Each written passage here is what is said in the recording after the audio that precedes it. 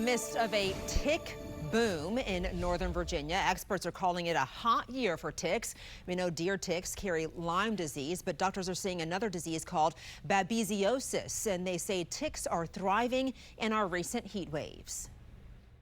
They've never seen more ticks. We've had such frequent rainfall that it's been very permissive for ticks. They're very comfortable. And they hide from the sun in shaded areas, much like humans, making us more vulnerable to their bites and the diseases like babesiosis that may come with them. Retired Army entomologist Ellen Stromdahl described a patient who'd contracted the disease. He had the best medical care and teams trying to figure out why he was fainting, why his red blood count was dropping, his eyes were yellow, his skin was yellow.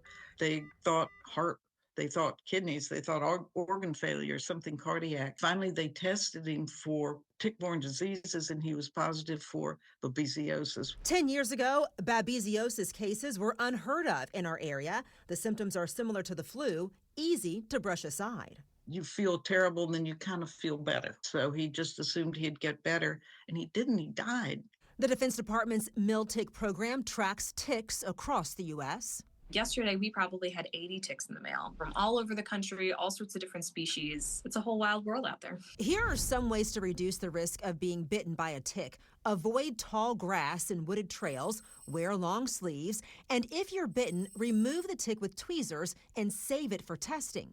You shouldn't be concerned about parts of the tick being left under your skin. The reason that ticks are so hard to pull out is not because they're buried under there. They have these sharp little fish hooks on their hypostome, on that drinking straw that kind of keeps them in there. And they also secrete a biological cement, and they actually glue themselves to your skin. Okay.